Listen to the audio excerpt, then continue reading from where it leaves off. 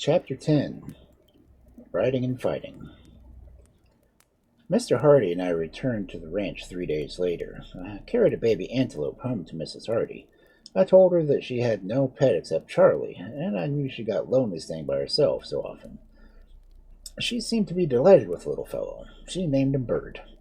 She had a pen built for him, and I brought 2 young cows with calves so she could have the milk for him. He soon became very gentle and grew very fast, but was always shy of strangers. We brought the horses up, and I cut out the 80 head of my remuda, and I was to start the wagon as soon as I could get everything ready. I was to go to the Missouri River and work back west to the Grand River and the adjacent territory for about 10 miles on each side of the river. The C7 ranch was about 40 miles one direction and 50 the other. I did not know any of the horses except the ones that were at the ranch when I came.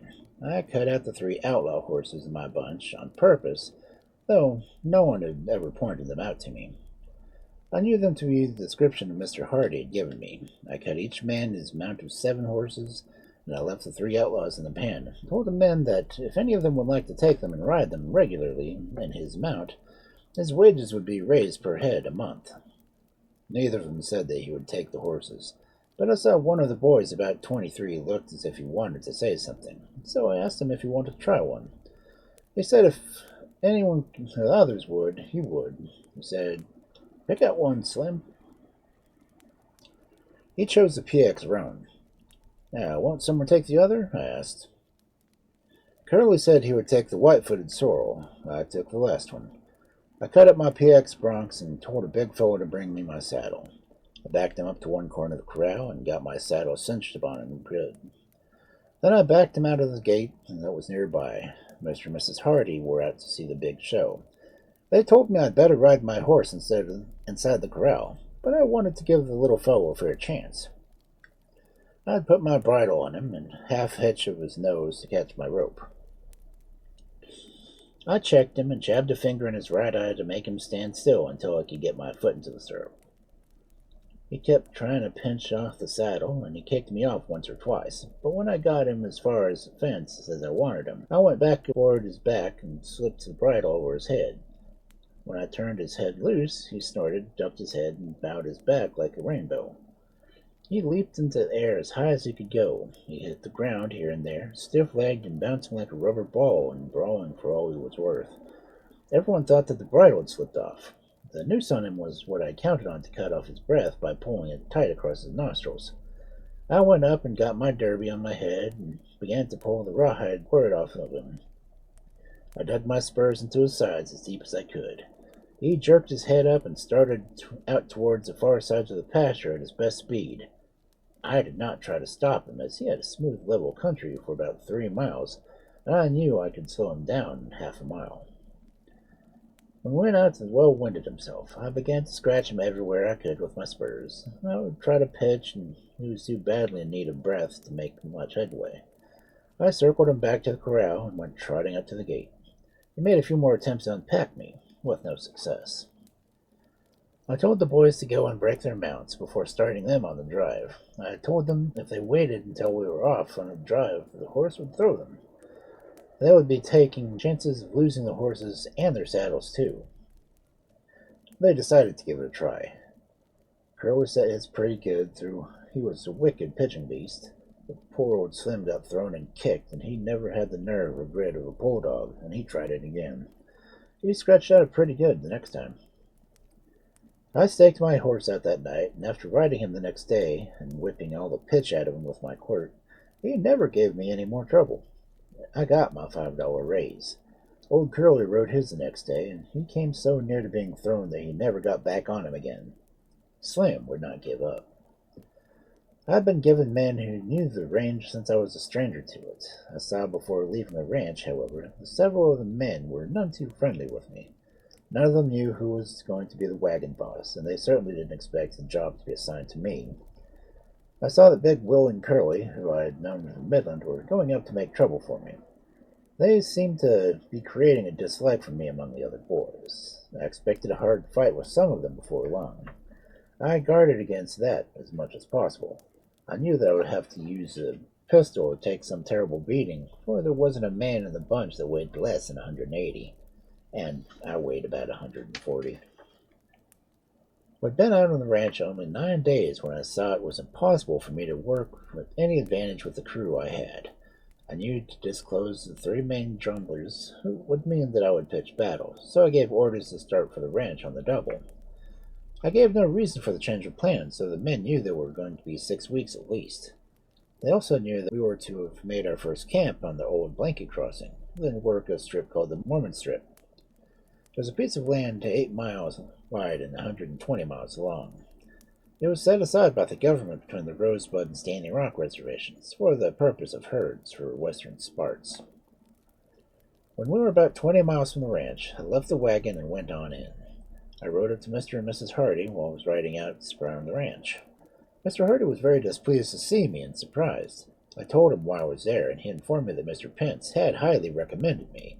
Mr. Pence had told him I could work and handle these men. I told him I could, but that I wasn't used to handling men of their sort. They wouldn't work, and they wouldn't let the others work. He wanted to know who was making the trouble. I told him the cook, Curl, and Big Willie. He told me all three men were good help when they wanted to be, and that was the reason he had sent me with them. I was told to make out the three boys' time and leave it at the ranch, then flag the evening train to Lemmon, and stay until I found men to work with me. First, I brought me a hat, and I hadn't had one since the train wreck. I went to the saloons, where I found two men who looked to me like they would do, so we made a deal. They told me about an old cowboy in town named John, who was a good cook, providing he was kept away from whiskey. I hunted him up and made a trade with him. Next morning, I had breakfast in the cafe and found the two cowboys, but no cook. I went to jail and found him. Seems he had been a little nosy the night before. I paid him out and bought him a jug.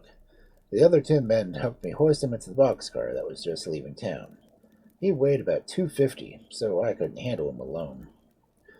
When I returned to the wagon, I found Hugh Gaynor, a wagon boss, Ben Steen, whom I had known in Midland, and Edward Smith. I heard Richardson had come along in one of the stock trains. He claimed to be from Oklahoma. He didn't have any sort of outfit and bedding or such with him. So the men who worked for Hugh chipped in and helped him out. I came up and he seized me, but did not speak. He began cursing one of my men while the man was gone. I told him the charges were uncalled for, and Ed called me an SOB, and asked me if I wanted a licking. We had a few words, and the fight began. "Crawl on! No one of you will hold off," I retorted. I had stripped myself of my chaps and spurs while he stood cursing me. He was about 6 feet 7 inches tall and skinny as a crane. That cut no ice with me, so at it I went. I could not reach his pig-shaped nose or head, so I put my best licks in on his ribs. Once in a while I would put one over the pit of his stomach. These would always bring a grunt, and that sounded good to me, for he was working on my mug at no slow speed. I tried to plant my toe box boot in his stomach, but he had grown a little too tall. I finally got tired of being hit in the gourd so often, so I dodged under his right arm, thus protecting my head and face from his bony fist. But all the more exposing the seat of my pants to the mercy of those wicked hands. I never before received such a spanking. He wiggled and twisted and cursed and gouged me in the ribs with his thumbs, but I kept my grip on his ribs. I unfastened his belt and pants in the waist before I knew it, so he stumbled backwards and was taking me with him. As my head struck the ground, my mouth flew wide open. I managed to get to my feet in time to get a good lick on Ed's right eye as he raised up to get his clothes. Several of the boys wanted to separate us, but others thought it was a funny show. Ed made a rush for his horse, and I was for the washpan. My nose was about 4 times its natural size, and one eye was closed. I never expected to be able to comb my hair again. I had knots all over my head. I had to go back to the Lemmon to be sewed in several spots. Once my cook, John, got into the fight with Ed in the bunkhouse, and Ed worked him over good with a broom handle. It was a cussing, fighting rascal all the way. Everything worked fine on the range after my eyes and nose got down to their natural size. I just about worked back to where you left the ranch after all the cattle had arrived that would be shipped that year to the ranch. All the shipping from them on would be from the C7 ranch. You sent one of his hands to tell me where to meet him with my outfit the next day at noon. The man that he sent also told Edward Smith had been carrying a gun for me, and had told it among the boys that he would show them how to get rid of me. Mr. Hardy had sent a man about 2 weeks after we left the ranch with the mail. He also told me that Ed was carrying a gun.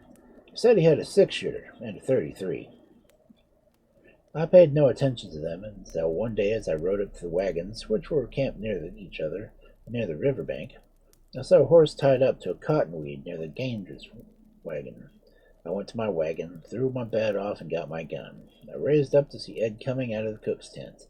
He started for the horse, carrying his rifle. He did have the pistols on his hips, and I called him to stop. I said, "Now, Ed, is a good time to make your good threats." I moved in closer to him with my pistol in my hand. "You've got the advantage on me," he retorted. "I'll give you all the time you need." By this time, the men from Ganger's wagon had started between us, and the crowd was pretty well divided. I told everyone to stand back. He didn't make any effort to draw, so I went to him and pulled his gun from the scabbard and threw it in the river. I broke the stock of his 30-30 by hitting against a tree. The men gaped at me in disbelief. Smith ate his dinner, then rode off. Mr. Hardy sent him to another part of the spread to work. A man named Percy Smith took his place. Mr. Hardy came to us all mad and upset about Ed and me. I told him this: "Mr. Hardy, no man is going to carry a gun for me very long. Either he will use it or get rid of it. I will quit now if you want me to." "Oh, I don't want you to quit. I don't want any killings on this ranch." And he went back to the headquarters. But there remained some hard feelings between you and Ed, his cook, and Ben Steen. Ben had let Ed have the 30-30, and the cook had let him have the pistol. They wanted me to pay for them. I told them where they could shovel snow. It was my understanding that when Ed left the ranch, he owed the boys nearly $200, and Mr. Hardy had loaned him bedding and money, too. About the 1st of August, we began to put up the hay all hands, and the cook were kept busy until October. Then the shipping of beef steers and fall branding commenced in dead earnest for 60 days. I was cutting and keeping the cattle pushed off the fence on the south side. I fed and gathered the weak cattle Morris and Company had shipped, 1,500 two-year-old heifers from Midland to us. They had been bred to calf in May, and most of them had been force-fed through the winter. The snows of winter were something fierce. I promised myself that if I didn't freeze that winter, my bones would never bleach in the Dakotas. I got so cold that at times I decided South America was the only place for me. Sometimes I thought of Myrtle Ashley, but I knew that was over. She and I never met again, but while in Dakota, we did write each other. Little did I realize my first wife-to-be, who would be the mother of my 5 boys, was reading the letters as Myrtle got them. During the haying season, I increased my forces from 11 men to 40, and the golden harvest was bountiful. We put up over 15,000 tons of the finest hay to feed through the winter I've ever seen. Hugh Gaynor returned to Mr. Hardy's place, homestead, near Hewlett, Wyoming, and was running the haying outfit too. Hugh had also gotten into some trouble, and Mr. Hardy had sent him to Wyoming for a spell.